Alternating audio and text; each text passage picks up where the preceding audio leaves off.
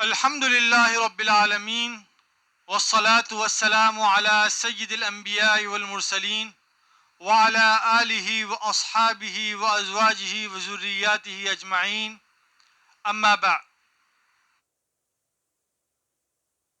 سوال یہ ہے کہ کیا نیکوکار کافر و مشرک جنت میں جائیں گے؟ اسی طرح ایک گناہ گار مسلمان بھی کیا جنت میں داخل ہوگا؟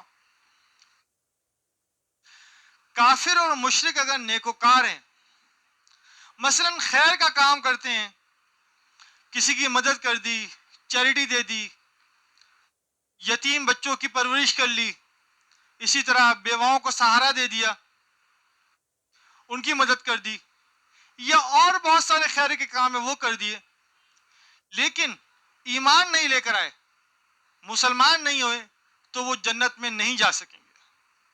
اس لیے کہ اللہ رب العزت کا صریح ارشاد ہے قرآن مجید میں کہ ان اللہ لا یغفر ان یشرک بہ ویغفر ما دون ذلک لمن یشاء، کہ اللہ رب العزت معاف نہیں فرمائے گا شرک کو، یعنی اس کے ساتھ، یعنی کسی اللہ رب العزت کے ساتھ کسی کو شریک ٹھہرایا جائے، وَيَغْفِرُ مَا دُونَ ذَلِكَ لِمَن يَشَاءُ، لیکن جو اس سے کمتر گناہ ہیں اس کو اللہ رب العزت معاف کر دے گا۔ تو جنت میں جانے کے لیے، حصول جنت کے لیے بنیاد اور اساس وہ ایمان ہے، اور وہ کافر کے پاس نہیں ہے، کافر و مشرک کے پاس نہیں ہے۔ اگر کافر اور مشرک مسلمان ہو جاتے ہیں اور یہ خیر کے کام بھی کرتے ہیں، تو پھر تو ان کی یہ خیر کے کام کی وجہ سے اللہ تعالیٰ ان کو ایمان عطا کرتا ہے۔ اگر اور درجات ان کی خیر کے کام کرتے ہیں اس کے ایمان لانے کے بعد، تو اور درجات بلند ہو جائیں گے ان کے۔ لیکن اگر ایمان نہیں لے کر آئے، صرف اور صرف یہ خیر کے کام کرتے رہے، تو یہ خیر کے کام کافر اور مشرک کو جنت میں نہیں لے کے جا سکتے۔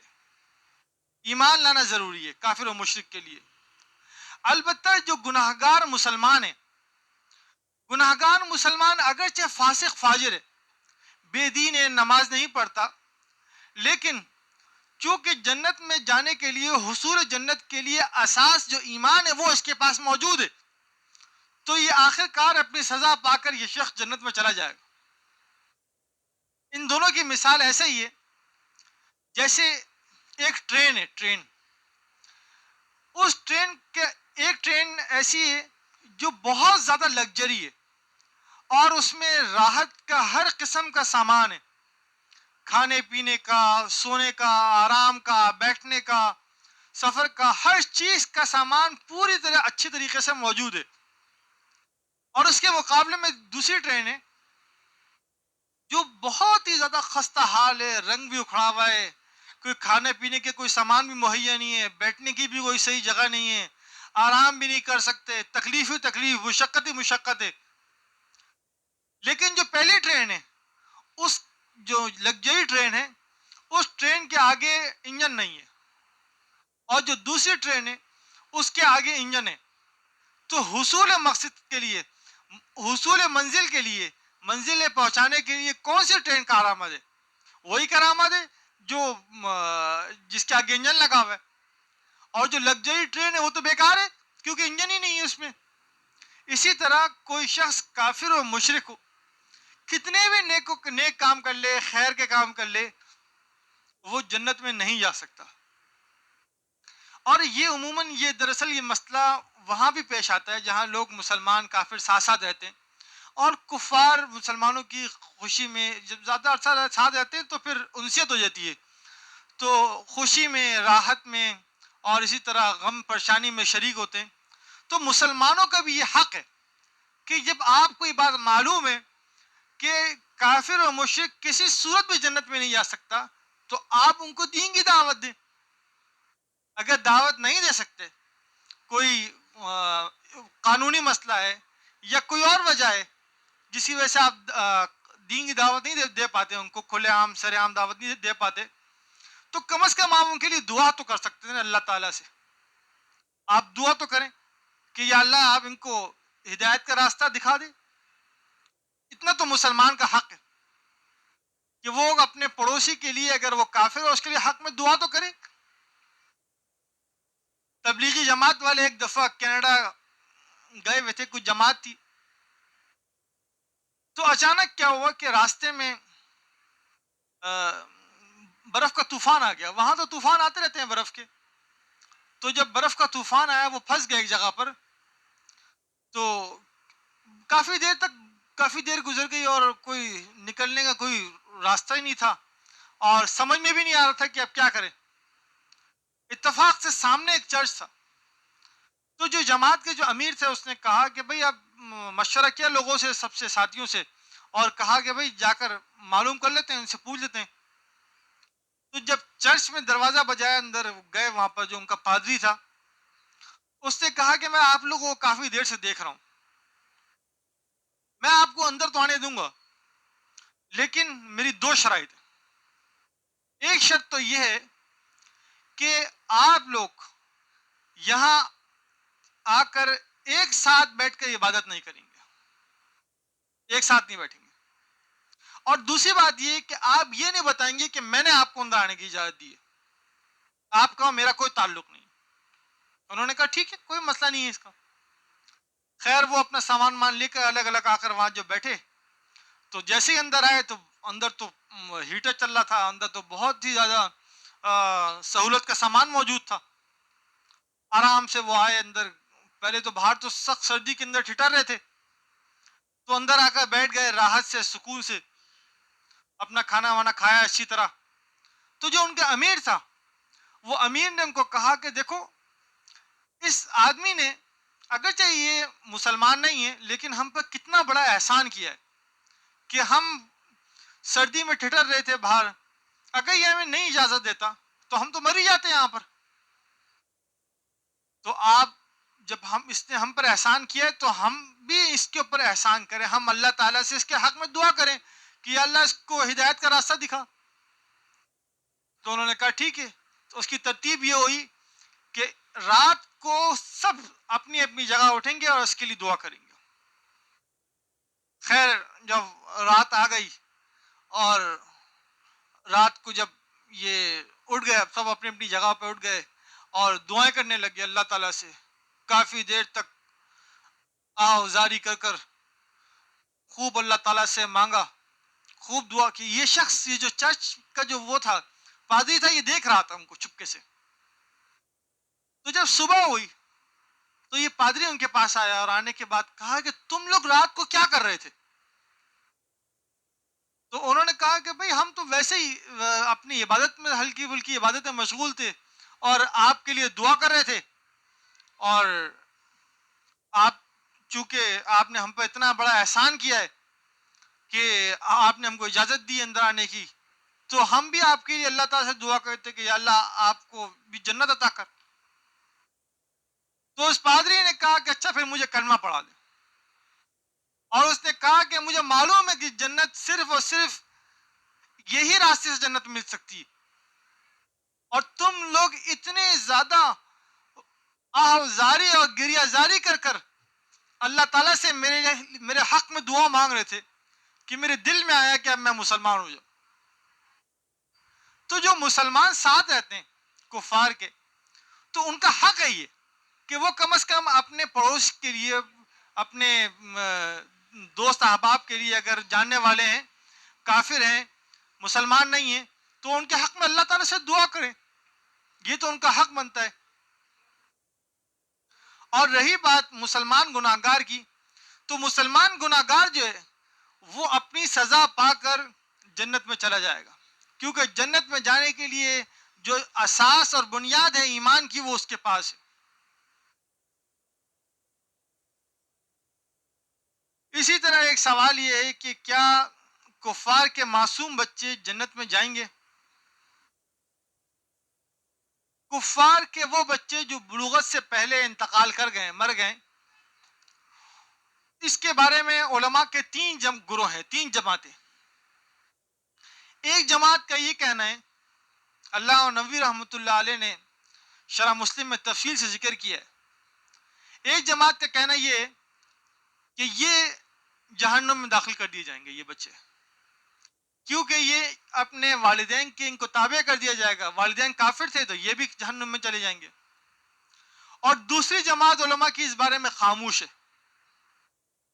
اور تیسری جماعت جو محققین کی ہے اس کا یہ کہنا ہے کہ یہ بچے چونکہ مکلف نہیں ہیں اور مکلف نہ ہونے کی وجہ سے ان کے اوپر سزا نہیں ہے تو یہ جنت میں داخل کر دی جائیں گے، اور یہی قول صحیح ہے کہ کفار کے وہ بچے جو بلوغت سے پہلے انتقال کر گئے وہ جنت میں جائیں گے۔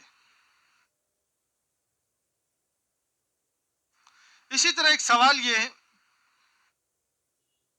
کہ کیا مجنون بھی جنت میں جائے گا جو پیدائشی طور پر دیوانہ ہو؟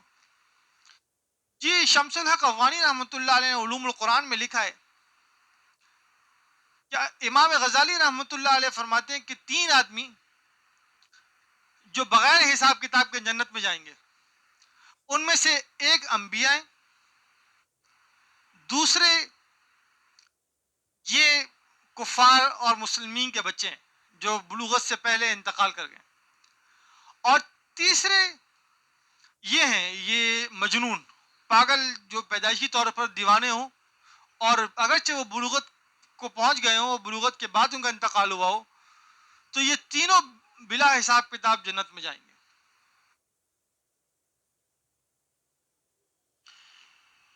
ایک سوال یہ ہے کہ اگر کوئی کافر نکاح کی غرض سے مسلمان ہوا مگر ساری زندگی کوئی نیک عمل نہیں کیا اور نہ کبھی نماز پڑھی، تو کیا اس کو مسلمانوں کے قبرستان میں دفنایا جائے گا یا کافروں کے؟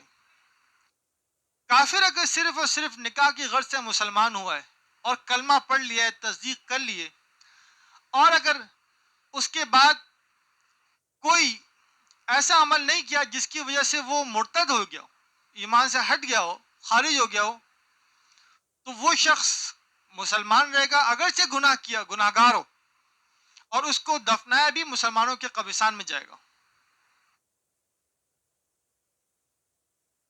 اسی طرح ایک سوال یہ ہے، کیا حضرت علی رضی اللہ عنہ کے والد ابو طالب مسلمان تھے؟ احادیث صحیحہ اور روایات معتبرہ سے یہ بات ثابت ہے کہ حضرت علی رضی اللہ عنہ کے والد ابو طالب کفر کی حالت میں انتقال کر گئے تھے، مسلمان نہیں ہوئے تھے، کیونکہ بخاری شریف میں ہے کہ جب ان کے انتقال کا وقت آیا تو جناب رسول اللہ صلی اللہ علیہ وسلم ان کے پاس گئے اور آپ صلی اللہ علیہ وسلم نے ان کو کلمے کی دعوت دی۔ آپ نے فرمایا میرے چچا، آپ لا الہ الا اللہ کہہ دیں، یہ محض ایک کلمہ ہے، یہ احاج لک بہا عند اللہ، اللہ کے نزدیک میں آپ کے لیے شفاعت کروں گا، آپ یہ کلمہ کہہ دیں خالی۔ اور ساتھ وہاں پر ابو جہل اور عبداللہ بن امیہ یہ دونوں وہاں موجود تھے، یہ بار بار کہہ رہے تھے کہ کیا آپ عبد المطلب کے مذہب کو چھوڑیں، بار بار یہ لفظ دہرا رہے تھے۔ تو جو آخری کلمہ انہوں نے ایک بات کہی، جو ابو طالب نے جو آخری کلمہ کہا تھا وہ یہ تھا کہ میں عبد المطلب کے مذہب پر ہوں۔ تو اس سے یہ بات ثابت ہوئی کہ وہ مسلمان نہیں مرے تھے بلکہ کفر کی حالت میں ان کا انتقال ہوا تھا۔ البتہ حافظ ابن حجر رحمۃ اللہ علیہ نے فتح الباری شرح بخاری میں لکھا ہے کہ کفار میں سے صرف اور صرف عذاب کی تخفیف، یعنی ہلکا درجے کا عذاب صرف اور صرف ابو طالب کو حاصل ہے، کہ پیغمبر صلی اللہ علیہ وسلم کی ساری زندگی حمایت کی اور پیغمبر صلی اللہ علیہ وسلم کی ساری زندگی مدد کری، آپ صلی اللہ علیہ وسلم کے دشمنوں پر ناراض ہوئے، تو اس وجہ سے اللہ رب العزت پیغمبر صلی اللہ علیہ وسلم کی وجہ سے ان کے عذاب کو بالکل کم کر دیں گے، عذاب میں تو ہوں گے لیکن عذاب بالکل کم ہوگا اور ٹخنوں تک آ گئے گی جہنم کی۔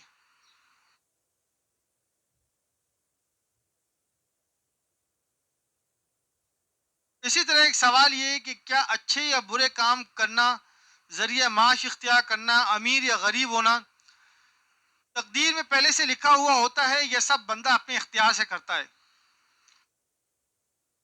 انسان جو بھی کام کرتا ہے، کل انسانیت سے جو بھی کام سرزد ہوتے ہیں وہ اللہ رب العزت کے ہاں تقدیر میں لکھے جا چکے ہوتے ہیں اور اس کے علم محیط میں موجود ہوتے ہیں، اور دنیا میں جتنے حوادثات واقعات ہونے والے ہیں اور کس کس وقت پر ہوں گے اور کس وقت پر ہو چکے ہیں، یہ سب کچھ اللہ تعالیٰ کے علم محیط میں ہے. لیکن اس بات کا یہ مطلب نہیں کہ اللہ رب العزت بندوں کو برے کام کی طرف مجبور کرتا ہے، بلکہ اللہ رب العزت نے اپنے بندوں کو ایک طاقت عطا کری ہے، ایک قوت عطا کری ہے، اس کے بعد اختیار دیا ہے کہ اب تم چاہو تو اچھے کام کرو، چاہو تو برے کام کرو، اور چاہو تو محنت کر کے ذریعہ معاش کر کے کما کر کوئی امیر ہو جاتا ہے، کوئی غریب رہ جاتا ہے. تو اللہ رب العزت قوت تو سب انسانیت کو دیتے ہیں، لیکن اختیار ہر انسان کے پاس الگ ہوتا ہے. اسی وجہ سے اجر اور سزا دونوں دونوں کا تعلق اسی پر ہے کہ بندے کو جب اس بات کا اختیار دے دیا گیا تھا کہ آپ نیکی بھی کر سکتے ہیں، آپ گناہ کا کام بھی کر سکتے ہیں، تو اس نے اپنے لیے اگر گناہ کا کام منتخب کیا ہے تو وہ شخص سزا کا مستحق ہے، اور اگر اپنے لیے نیکی کا کام کو منتخب کیا ہے اور نیکی کا کام کرتا ہے تو وہ شخص جنت میں جانے کا مستحق ہے، اجر و ثواب کا مستحق ہے.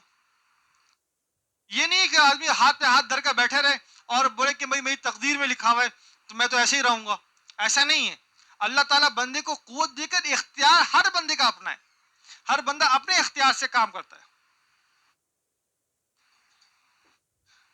اسی طرح ایک سوال یہ کہ کیا ماہ سفر کے 13 دن میں سفر کرنا یا نیا کاروبار کرنا نقصان دہ ہے، اور کیا یہ مہینہ منحوس ہے؟